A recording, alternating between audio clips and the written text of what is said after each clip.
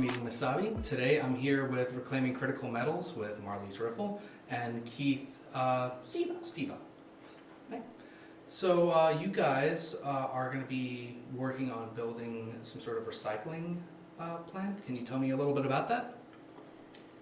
I guess so.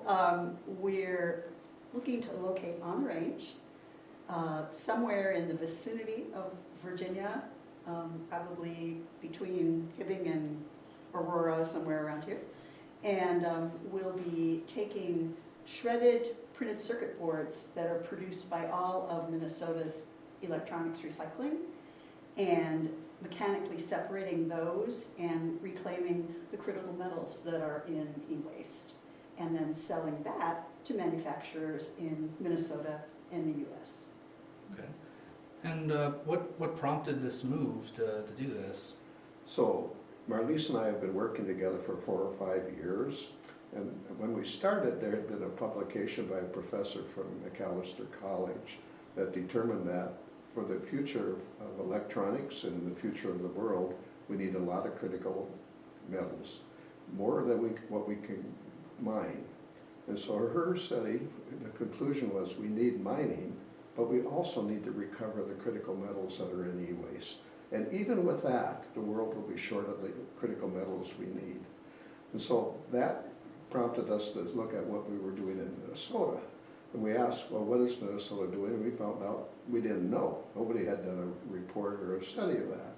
So the two of us started on the quest to find out. And eventually, the two of us, plus 2 other authors, including the professor I mentioned, was able to collect enough information that we could first characterize what the e-waste stream in Minnesota looked like in terms of total pounds and type of those pounds.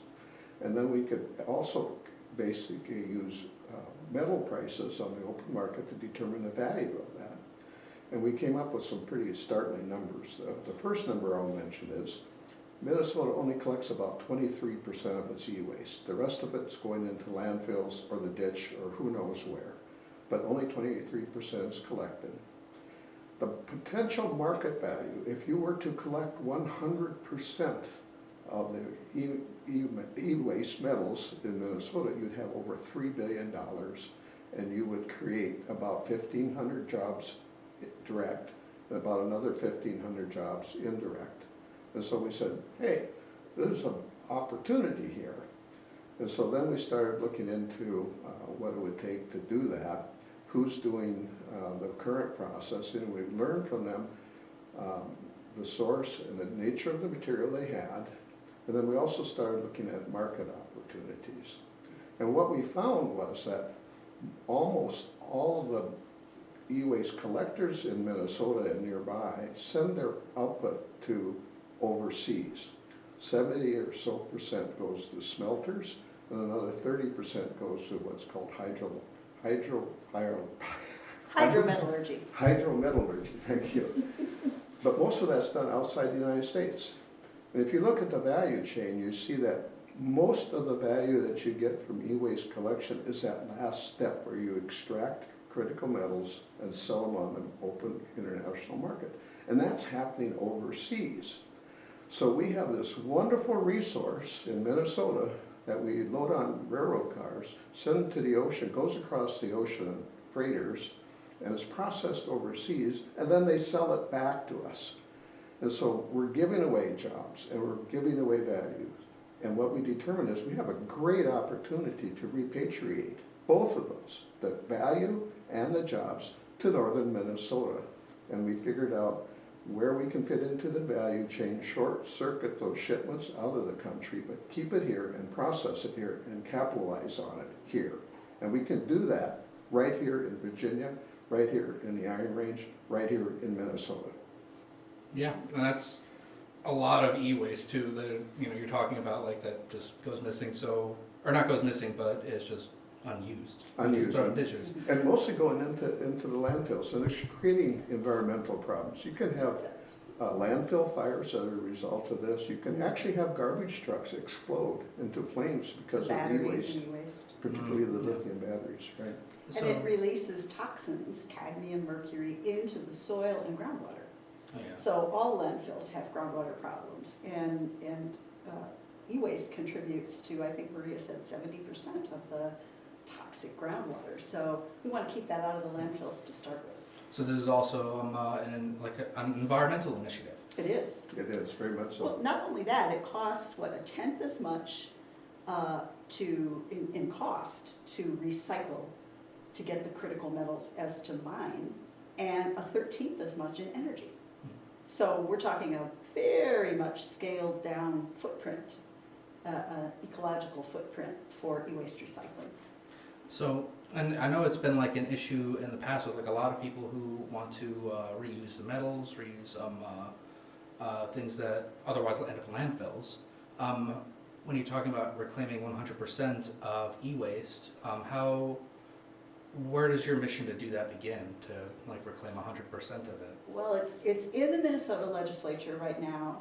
There's a battery recycling bill that is connected to an electronics recycling bill. This is year 3 for the electronics recycling bill. The first year it failed because several legislators, it proposed a 3.2% point of sale fee to fund it. And they said, that's a tax, we won't support it. So it failed. Last year, the producers came in and said, we don't want to pay for this, and it failed. This year, we had more producers on board, but the battery recycling part of it is getting a lot more buy-in than the e-waste recycling part of it, at least right now. They're not done yet, but at least right now. So we don't know what's going to happen, but it is in the Minnesota legislature right now being considered to mandate 100% e-waste collection. And part of that whole package is battery recycling. The batteries are big fire danger, so that's getting people's attention.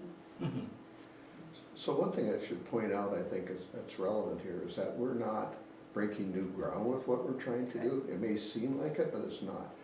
Europe has been working on this for 15 years because guess what? They figured out they don't have very much mining opportunity. Almost no mining occurs in Europe, but they have the same needs for the critical metals as we do. So as they looked about, they said their only real practical source was to reuse the critical metals in their e-waste stream. So they've mandated collection and processing. In Europe, in fact, they don't allow the e-waste and the precious metals to leave Europe. They require them to be processed and recovered in Europe. And so countries like Switzerland I think has the highest recovery rate. At 95% of their e-waste is recovered and processed. Most of the other countries in Europe right now are in that 60 to 70% range, but they're required to improve and increase those percentages every year. So they have the technology for this, they have the methodology for it, they have the financial implications figured out, and they have the law to require the collection. And that's the magic sauce, is to get all of those factors working together. We're working on the reprocessing, the collection of the critical metals out of the e-waste, and then making sure that that's done in an environmental way. We will benefit when we get those laws passed by increased collection. That's important to us to expand. So if we can do, let's say, 8,000 tons this year, in a few years we can do 24,000 if we get more input. And so we need the feedstock and we need the laws to help provide us with that material. And there's no shortage of e-waste. It's increasing at 4% per year globally. So it's virtually an endless supply. Yeah. And Minnesota, I'm sure, will keep up with that because we're always buying new electronics for ourselves, right? Yeah, I think nationally that's kind of the trend these days. Thing. So there's a supply that's not going to run out. Yeah. So right now in Minnesota, the average Minnesotan creates about 46 or so pounds of e-waste per year.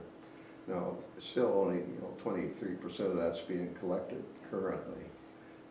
But if you take that times the 3 million residents of Minnesota, it gives you the idea that we have, as I recall, about 1 billion pounds of.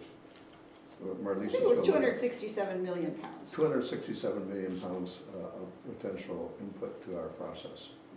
Okay. And that's just from Minnesota. We probably can get e-waste from Wisconsin and Iowa and North and South Dakota as well. Mm-hmm. So we won't be the collectors. The collectors are people like Global E-Waste Solutions and Paladin Envirotech in St. Cloud. Global E-Waste is in Plymouth. And what they do is they take in the devices, the computers, the televisions, the monitors, the electronic equipment of all sorts, and they sort it, and if it's refurbishable, they refurbish and resell, which is good. That's about 20%. The rest of it is dismantled completely. And all of the parts that can be recycled are recycled. We have toured these collection centers, and basically you see bales of glass, bales of plastic, bales of wire that are being downstreamed to recyclers to reuse those products. And then they shred the circuit boards into pieces about the size of a quarter. And those are put into these 1-ton bags. And that's what's loaded onto rail cars and then shipping containers and goes to Japan, Korea, Belgium, China. Where they're reclaiming the critical metals there. And they're doing it through smelting, which is extremely high temperature and polluting. So what is the difference for what you're attempting to do? We won't be using the high temperature smelting. We'll be using a mechanical separation process that can separate about 95% of all of the metals. The remaining 5% is a mix. It looks like sand. And we have plans for that. Right now that has to go to a refiner, but we have a chemist and a biomimicry specialist among our owners, and we will be developing a process to extract the critical metals from that final 5% and patenting that process. So we're using an already developed European process that we are in a relationship with a European company. They're going to modify the equipment for us and help us build it. And then we'll be doing our own research to take care of that last 5%. So we won't be using any smelting at all, and we won't be shipping anywhere. And in the middle of that, you used a term, and I want you to kind of jump into it because I think it's interesting. And I want some clarification.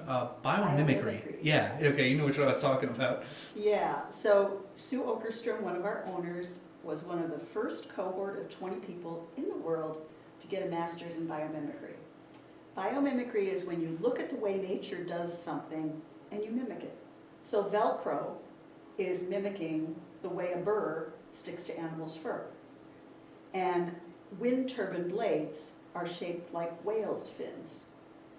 And the coolest thing ever, Sue told us this the other day, woodpeckers, when they're pounding their heads against the trees, they don't get concussions because they have a special bone that moves back and pressurizes the blood going to their head so that their brain doesn't slosh around when they're hitting the tree. And based on that, scientists have invented a special collar for people doing intense sports to wear to prevent concussions. Huh. So the trick here is to learn how nature has solved a problem, figure out the mechanics, the chemistry, whatever it is that makes it work, and then figure out how to industrialize it. Take what you learn from nature, figure out how to do it without nature, if possible, maybe utilizing certain aspects of nature if necessary. But the idea is learn from nature and mimic it. That's where the idea comes from. You don't actually use a woodpecker head, but you learn the process of pressurizing and protecting, that type of thing. And so you learn the principle, you apply the principle in a commercial way that scales. And so mimicry is not trying to do things at small scale, but it's a way to make it work at large scale in an industrial way. Like imagine Velcro sales in the world today. We use it for everything. Yeah. And what is it from nature that you are mimicking for the process? So Sue has studied an aquatic plant that is a hyperaccumulator. If you put it into a pond, it hyperaccumulates toxins from the pond and sequesters them on its roots because they're toxic to the plant. But it keeps them in particle form on its roots to protect itself. Well, you could pull out the plant and ash the roots and take the particles of metal off. Now, we don't want 1 million aquatic plants because not many aquatic plants are native and thriving in Minnesota, but we've done the bench testing using that particular aquatic plant, and we've put it into a beaker with crushed e-waste in solution, and it has uptaken the metals, which you can see when you look at the roots through an electron microscope. Okay, so biomimicry. Yeah, it's biomimicry, so we figure out a way how to mimic what the roots are doing and patent it. Oh, that's pretty awesome. That's gonna be pretty cool. That's probably 3 years down the road. That's what we're estimating right now. We need to get set up. We are about 3 months out from having the final design and plans. We're meeting again with our European company tomorrow morning.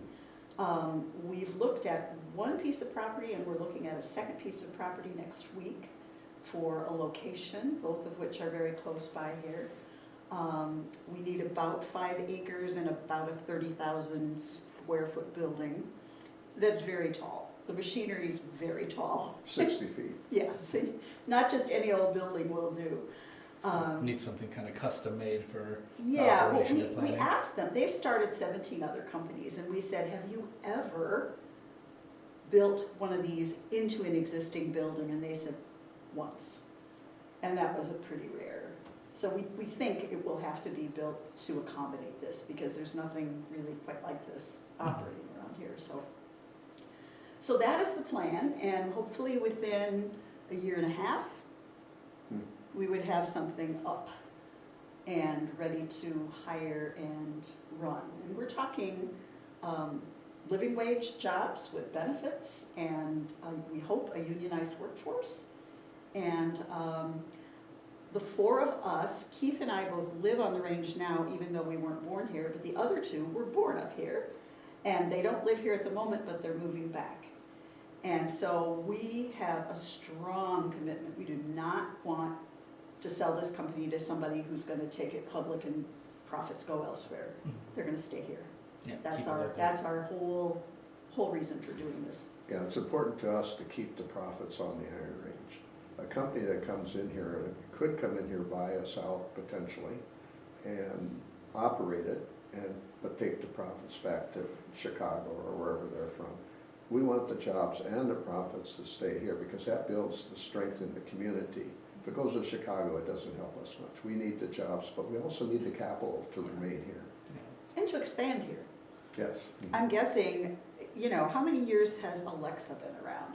Alexa is e-waste, right? Yeah. But not that long. And who knows what the next generation of that kind of thing is going to be. It's Yeah. pretty much like every week I feel like there's Yeah. something new. Well, and remember when Tony was telling us one time they got a call, there had been a recall on the Roombas, and they recycled 800,000 of them? The Roomba vacuum Yeah. cleaners. Why was there a recall on them? I don't know, but they're they're e-waste. Yeah, something that's functional, but that had a flaw in it, and I don't know the details of the flaw. They But gained sentience. perfectly new in many cases were shipped for recycling. Yeah. Wow. So it's so many things. Vapes are e-waste. You Yeah. don't think about those kinds of things. HVAC systems for major companies are e-waste. So much of construction and demolition waste can be reclaimed and recycled. So there's a lot out there. We're dealing with one little stream of it, but we have the potential to start with one line and add 2 or 3 more. Yeah, because like circuit boards, it even says on some of the graphics you showed me, like palladium, gold, like all the materials that are kind of becoming more and more scarce. Exactly. So Yeah. Just as a note, when we did our study, we determined there were at least 68 different elements in e-waste. Some of them are, in vast quantities, like copper. You see a lot of copper, a lot of iron. There's many large amounts of certain elements, but other elements like gold and silver are small, and you're not going to be able to pick them off, like putting tweezers and trying to pull them out. There's a separation requirement there. And Yeah. that's where our opportunity comes in. I've played around a little bit with e-recycling before. I used to do scrap metal Oh, yeah. back in the day, and I Oh, tried sure. to I was like, oh, there's stuff in these circuit boards and There sure motherboards. is. I was like, how do I get it out of here? And there's like stuff you have to put it in, and it just comes out of like this paste, this Yeah. goo, and I was just like, this is not worth my time. Like in small scale, but in big scale, Yeah. I could see how that's like And it's very also profitable. dangerous to do. I mean, you can go to YouTube and find out how to take apart a CRT television and get stuff out of it, but you're exposing yourself to some chemicals that you probably shouldn't be exposed to. Oh yeah. But that's the other thing for our situation. We aren't going to be having any batteries around, so we're not going to have the fire risk. Yeah, and one thing that Marlise touched on here is currently a lot of the disassembly that you're referring to occurs overseas. I worked for a while in Shanghai, and I would walk down the street and I would literally see people along the edges of the street tearing apart electronics, pulling out the capacitors, trying to get the transformers on, and also exposed to like the housing material on transformers, which is highly toxic material. So those folks are working to make a living, and they're exposed to environmental damage from the material that they're working with. It's a very dangerous material if not handled properly. And so one of the things that we look for is to bring it back and do it in a safe way. One of the things that's unique about our process is, since it's a mechanical process, it has the potential to put off dust. And so we want to collect that dust in an airtight facility, but there's two reasons for that. One is the environmental. We do not wish it to get out in the community and put people at risk.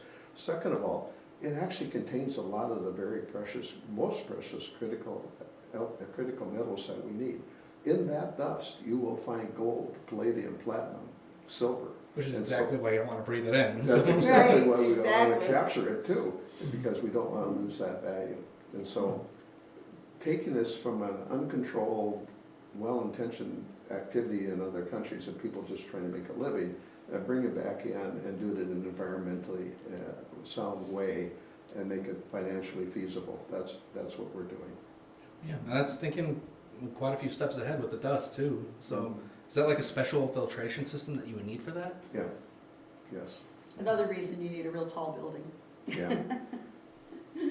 So what are the what are the next steps? Because you said it's about 3 years down the road. So what are the steps and hurdles that you have anticipated? Well, Keith and I have been at this since 2021, and Sue and Angelique came on board in 2024, 3 or 4, and the 4 of us, along with a few other people, competed for a Department of Energy e-scrap prize using our biomimicry testing.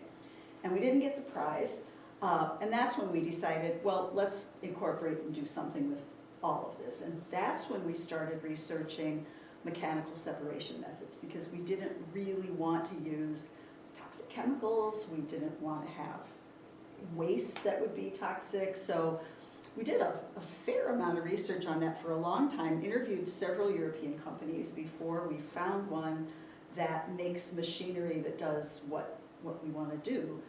And then we've been talking to them for about 1.5 years, I would say. And we're at the point of signing a contract with them this week.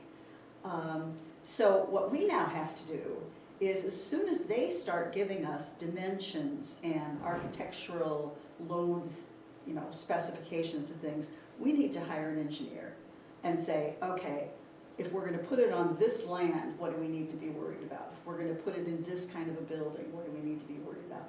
There's a whole certification process, R2 certification and e-steward certification for e-waste recyclers, that will be subject to some of those to maintain credibility. We have permits from the Minnesota Pollution Control Agency that we'll need to start working on as soon as we know where we'll be located, what air system we're going to use. We need to do everything that one needs to do to hire qualified employees, and handle all of the accounting and other stuff. So right now, we're raising initial funding for our right now immediate cash needs. And we've got 72,000 of 140,000 raised. Through SAFE agreements. SAFE stands for Simple Agreement for Future Equity. If I give the company $10,000, in 2.5 years or so, when it becomes a C corporation, my 10,000 automatically converts to preferred stock at a 20% discount. And the rate of return, Keith has done spreadsheets on this, is 20 to 25%. It's about, between 20 and 25% return on your investment. Wow. Which Okay. is, yeah, you don't get that too many places. You don't. So we are, but the way we're doing it, we're raising it from family and friends. We, under the Securities and Exchange Commission rules, we have to have had an established relationship with a person who purchases a safe. So we are plumbing the depth of our relationships right now. But that's been good, and we're looking for property. So, you know, we've worked with the IRRR, we've met with them a couple times, and we're tuning in to what they have and what the Department of Employment and Economic Development has. We've been to workshops.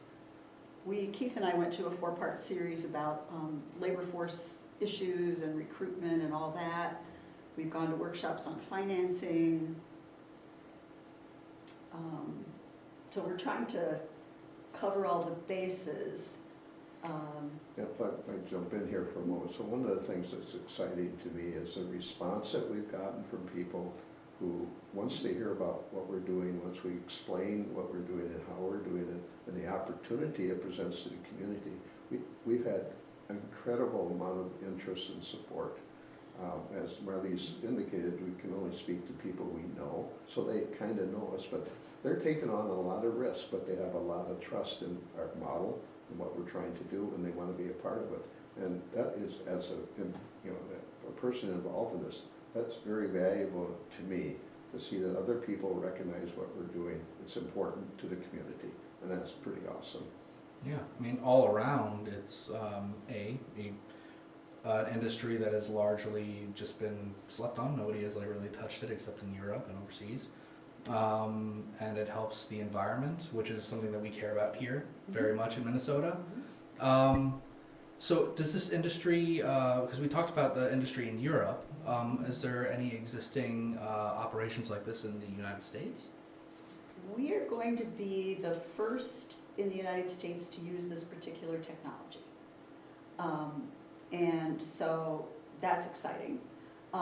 There are other groups with proprietary technologies. Most of them use hydrometallurgy, some form of water-based extraction method. But there's not a lot out there.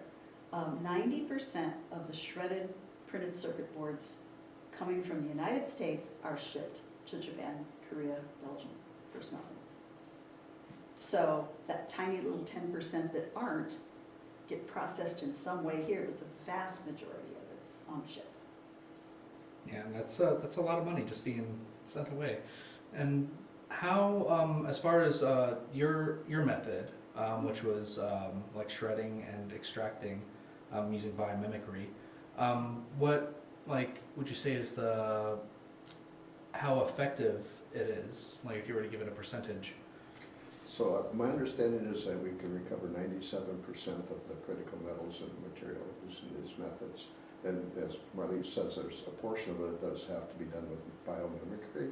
So between the physical separation, which gives you about 93 to 95%, the remaining 3 or 4% will have to be done with biomimicry. But in total, we should be able to recover effectively, in the high 90% of all the critical metals.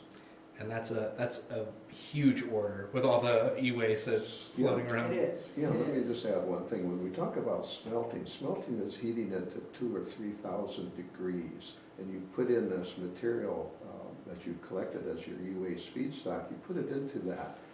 Only the real high atomic weight materials like gold, silver, platinum, those types of heavy metals survive that. But all the plastic, for example, gets burned off. A lot of the other material gets combined with calcium that they add to the material to release the heavy metals, and it creates a slag. And so if you're going through smelting, high temperatures, a lot of fuel, a lot of pollution, a lot of slag, a lot of physical material to put away somewhere else. And guess what? A lot of metals that you could have recovered get burned off or destroyed or chemically made incapable of being removed from that material. So we're recovering 97%. If I would try to put a number on it, I actually don't know this, so don't quote me, but my guess is if you looked at the weight of the material that you're recovering, you're probably getting less than 50% of the weight of the material that's in what they're processing. The rest is being lost to heat or being lost because they can't recover it from the slag. Yeah. Now, don't quote me on that number, I just know it's a lot. You're being quoted right here. Yeah, no, we are on video, Keith. Well, quote me, but don't hold me to it. Gotcha. But it's a lot. I Yeah. mean, you go out and look at the processing, you see the vast amounts of waste material that's created and the vast amount of energy required and the pollution because it puts off a black smoke that, you don't want to be anywhere near a smelter. There's a smelter in Canada, I can't remember the name of the town, it's actually not that far from here. Sudbury, I think it I is, think maybe? so. Literally, 10 miles around that smelter, it's a desert, it's a wasteland. Wow. You would not want to live anywhere near Sudbury, Canada. Mhm. So look it up, take a look Sorry, at the picture Sudbury. of what it looks like. So like largely inefficient and hardly worth the time to do the slag and burning it all off. It's just Yeah. Well, they make enough on what they extract. Mhm. So the processors that are selling their shredded PCB boards are paid only for about 5 metals. That's it. The rest of the stuff, it's in there, but that's not what the smelters are interested in paying them for. And then there's the transport time to get it overseas, and for them to assay it and know exactly what was in it and decide what to pay you for it, and to get you paid. So we are hoping to shorten that time frame immensely. You can truck it to northern Minnesota, and you don't need a rail car and you don't need a ship. And we can get it and turn it around within a few days. So it really shortens the time frame of the usual process. I was sitting with some people at the Global E-Waste, or not Global E-Waste, the E-Scrap conference last fall, October in Texas, and they were from McKinley, Texas, and they shipped theirs to Japan. And I said, well, how long do you have to wait? And they said, sometimes it's 2 or 3 months. It's just, there's just that much. and that's just like the travel between Yeah. and all that. Yeah. So Keith and I calculated to go from the collector to Japan is 14,620 miles and at least 60 days. Not to mention the money on top And Japan of the gets the money, transport. right? Yeah. Yeah. Singapore does most of the hydro metallurgy, Japan does most of the pyro. And you're looking at just a few 100 miles to get it to us. So, Cost effective. yeah, Time cost effective. effective. We think it's a win-win. There's a lot of research going on. People want to know how to extract critical metals from e-waste in less toxic ways. There's a company that just started up in Texas that uses an electric arc technology. So there's a lot going on. One called Mint Innovations that started in New Zealand. They use a proprietary hydrometallurgy system. So, it's kind of like we're at the foot of the mountain here, and everybody's climbing up the mountain, getting newer and better methods, and hopefully to do it within the U.S. Absolutely. Yeah. Yeah. I Because mean, it's the money in everybody's pocket. Defense Department wants critical metals. Everybody wants critical metals. So part of the circular economy, if we could sell it back to manufacturers in Minnesota instead of it going to Japan and coming back on the international market, there's value saved there. Absolutely. And what would that look like? Because we talked a lot about like you guys setting up and what the process looks like. Let's say everything gets built, you guys are set up. What would the process look like once you extract the metals? Where would they go? And like, how would they? Would they all be in like a sand form, or would you be able to separate everything? Well, that's a question we're working on right now, but we know that some of them would have to be melted into ingots, or, I mean, you don't just take your output in a bucket and Yeah. sell it. The plastics can be recycled kind of as is. They're very small particles, and most of the people who recycle plastic find a downstream recycler for those. But it might take some refining to actually make them reusable. But that's a different process than smelting, and it's once they're separated. Yeah, one thing that's key here also is that if you look at the metals market, you can go out and look at the metals market online. There's one in New York, and there's a metals market, a large one in Shanghai. And the metals, if you look at them, they typically look at purity of what you're buying. And the percentage of purity is typically in that 90, 95%. Almost nothing is sold in 100% state. So one of the good things about the methodology we're using is that the materials that come out of our process will be in that 97% purity. So we don't have to do a final, so to speak, concentrating or remove the impurities step. So our materials will be very readily marketable in a form very easy for us to achieve without a lot of extra time and energy to do that. And it's going to be sold probably on the metals market. I say probably because potentially you might have a buyer in Twin Cities or Chicago that says, I can use all the gold you can ship me. I can use all the silver you can ship me. And they're going to pay a premium price to have access to a steady, reliable supply. And so some of it will be sold on the open market. I hope we can develop direct sales to companies in the Midwest, in Minnesota, maybe Hibbing. I don't know where they're all at. But I know the Twin Cities would be a good place to look to sell direct into companies that need it for, like a Medtronic, and some of the hard work equipment that they have for their electronics uses a lot of gold. And so they might be a customer that would be happy to receive some of that directly from us. Yeah, when we were doing research for the Department of Energy E-Scrap Prize, we ran into a person who connected us with someone who buys copper for printing processes. And it was a small buyer, but you know, there's 1,000 of those around needing a small supply for what they're doing. And initially, we'll be connected into the supply chain of our European equipment manufacturer just to get off the ground. But eventually, we will develop our own end sale people. Yeah, you'll make the connections as you get closer and figure out the stream of what volume we e-waste. have. Yeah. Mm-hmm. I mean, we're getting some projected volumes from the equipment manufacturer, but real life is always a little. Yeah, and you might ask, well, what's the inducement to Medtronic to buy it from us rather than going to the metals market? What you're doing is you're taking out middlemen in the process. And so if you can avoid going through the open market, you take out someone who's going to want to make a profit before they sell it back to Medtronic. So we can provide the same product at a slight discount because we're taking out middlemen in that process. Oh, yeah. And we're also taking out transportation costs. It's not going to Asia, not going to Europe, and then coming back. It's going to stay local. So a lot of transportation time and cost is eliminated.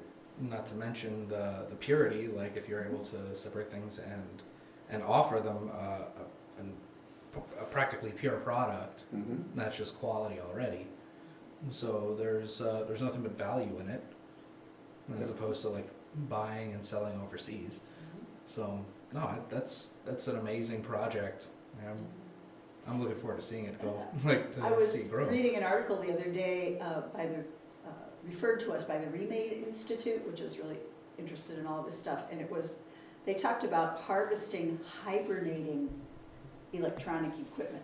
I hadn't really heard it called that before, but hibernating electronic equipment is your storage closet full of your old computers and iPhones and appliances and electronic toys and vacuum cleaners, stuff that has a cord or a battery and that is therefore e-waste, and you haven't taken it to the dump yet.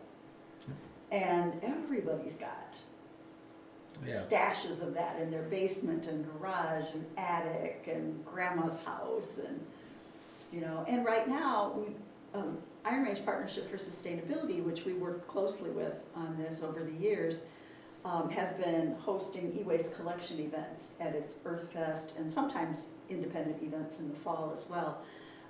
And the first time we did it, we had 75 cars come through with carloads of e-waste, just saying, there's nowhere to get rid of this. Our landfill will take 4 items of e-waste. Anything else goes into the landfill. And that's because they have a contract to get those 4 items recycled, ship it to the Twin Cities. But, you know, the landfills are interested in the e-waste bill that's in the Minnesota legislature because they don't like having to deal with this. You know, that proposal for 100% collection would reimburse landfills for collecting everything that needs to be recycled and getting it to a recycler. And I think that has been like the history of recycling, in a nutshell, is that everyone wants to be responsible. Everyone wants It's to a be good able thing to to do. But it's such an overburdened net that it just feels impossible.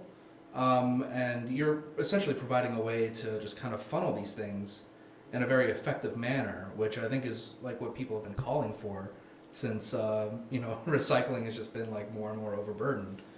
Yeah, they shouldn't have to go to a recycling event like what we hold.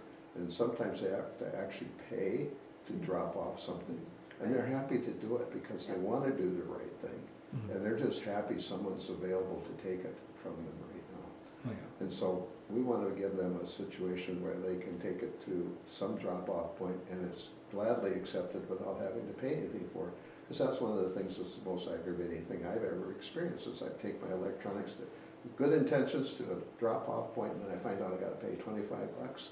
Now you understand why you find stuff in the ditches. Because some people are just going to say, I'm not going to pay that. I can't pay that. And it can be so taxing sometimes when you go with like, okay, I have all this stuff in my car, I'm gonna recycle it, and I have to organize it, and it's like, what is it? Is this polyurethane? I have no idea. Like, you're just trying to find the right things to throw things in.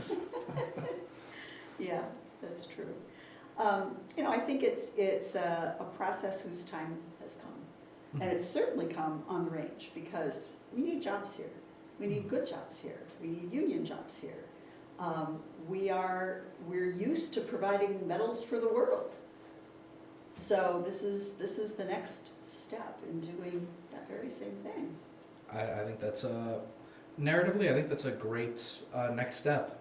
Just you know, providing something that has been it's been sitting around. It's available to everybody, but we have you're providing the means to make it effective. Mm-hmm. And I'm looking forward to seeing how that like moves forward. You were talking about people. You were looking for people to possibly help fund and like invest. And they have to be people that we have established relationships with. Mm-hmm. So we can't do a public offering, which, you know, we're not. It's been family and friends. And we've each kind of mined our family and friends connections from years back and said, we're doing something pretty cool, are you interested? And actually the first 3 people who entered into SAFE agreements with us came to me and said, when you're ready to do something, let me know. So, you know, I didn't really have to ask the first 3 people, which was amazing. That's always a good sign. That's a good sign, and that's what Keith was saying too. People say, oh yeah, well yeah, why aren't we doing this? You know? So, and we've been establishing relationships with feedstock suppliers, about 5 or 6 of them, and Keith has done some research reaching farther out, like to the Chicago area, to get as much as we might need. Yeah, the potential for us is to have a source of our feedstock, the raw material that we require. It's probably a regional reach. In other words, we have contacted a number of suppliers in Minnesota. We see that if we want to go to the full potential of what we could do, we will consume most of Minnesota's e-waste at this point. Shredded e-waste. Wow. PCBs. Mm-hmm. Yeah, and part of that is we don't have the collection laws in place to increase their input. So if we do those laws through the Minnesota legislature successfully, their input will increase dramatically.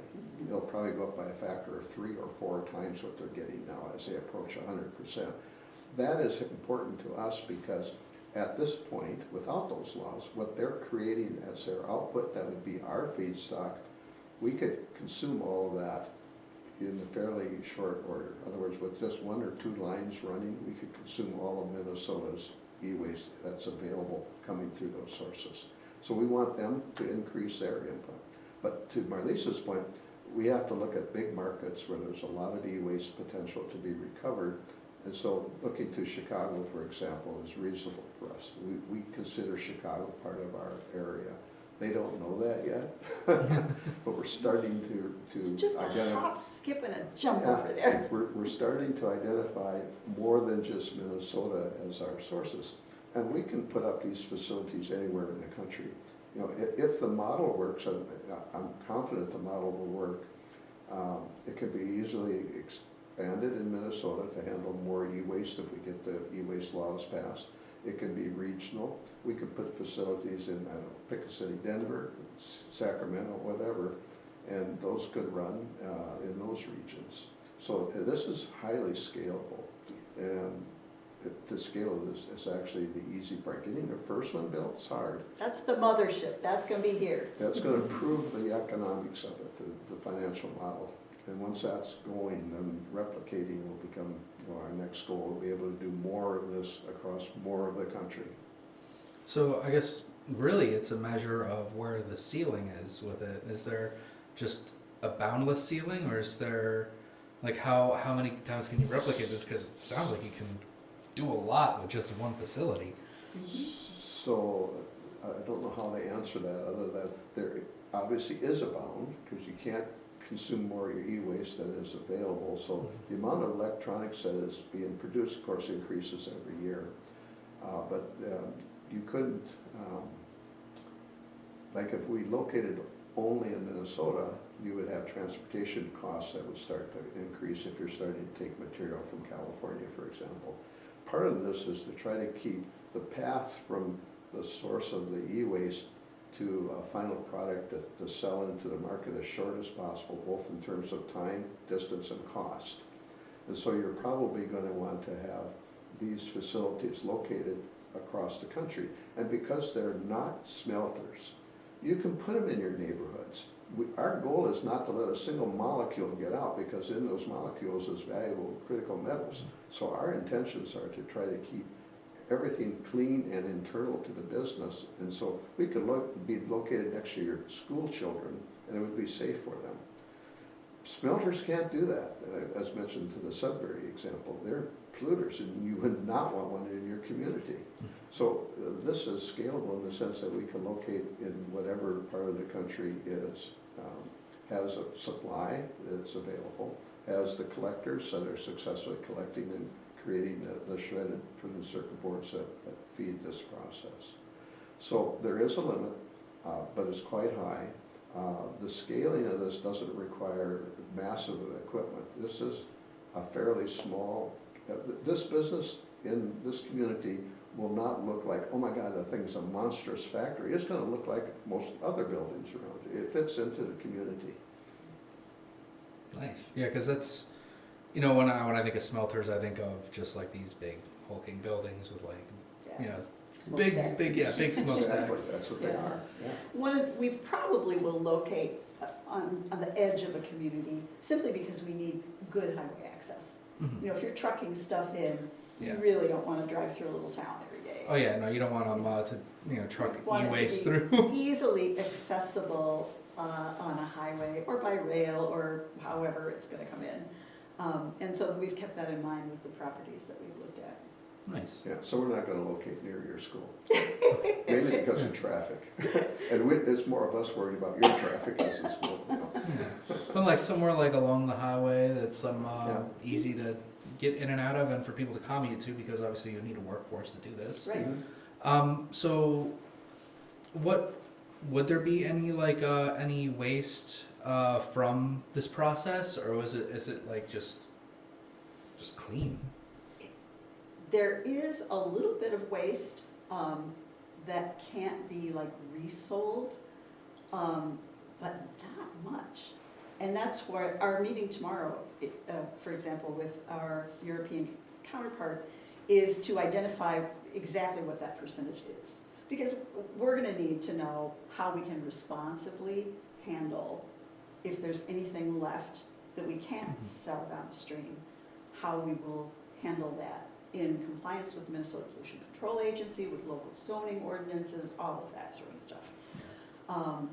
But we're not burning anything, we're not soaking anything, and whatever it will most likely be in very small particle form, and then we're siphoning the dust. So the 17 factories that they have already established are all successful and successfully handling this. So we have some role models, which is wonderful. And one of the most likely sources of waste source might be glass product. That's difficult to recycle, and in some cases is not practical to recycle currently. I don't know how our process, we're not gonna have solar panels into our process, so that we might be avoiding that issue, but glass is an issue that often ends up being a byproduct that's difficult to recover. Interesting. I wouldn't have. Well, our landfill. Glass is so easy to like use. Our landfill here, I took a tour a few years ago, they grind up the glass because there's no market for it. So when I put my glass up in the recycling bins on North Side, they grind it up and use it as gravel on the landfill surface. Yeah, it's amazing. It's like walking on diamonds up there. It's all this glinty glass, and they're in like gravel-sized pieces. Huh. Yeah, just not barefoot. Just Yeah. can't imagine that'd be great. That's neat though. Yeah. All right. Well, if there's anything else you want to add, or I want to say our name again, Reclaiming Critical Metals. We have a website, reclaimingcriticalmetals.com. And we haven't decided yet if we're going to do social media. Probably eventually we will, but we started with the website. There's lots of information, lots of questions on the website, lots of research. Probably the best overall document, if people really want to dive into this, is the Global E-Waste Monitor. It's published internationally every couple of years. The latest one is from 2024, and I'm guessing there will probably be one coming out in 2026. It's an assessment of the state of e-waste recycling in every country on the planet. And there are country-specific tables at the end that talk about what the laws are. As Keith said, some European countries have very uniform laws. In the United States, 25 states have e-waste laws, but they're not consistent with each other. So we don't have a national policy. So we would be consistent with Minnesota's laws to operate here. okay. But the Global E-Waste Monitor is a rich resource, and there's a link to that on our website for people who are interested. And there will be a link to their website as well if you're watching this on YouTube or anywhere else where I can provide a link. All right. Very good, thank you. Absolutely. Thanks for coming in. Yeah. Yes, thank you. Yeah. All right. And until next time, thanks for tuning in to Meeting Mesabi.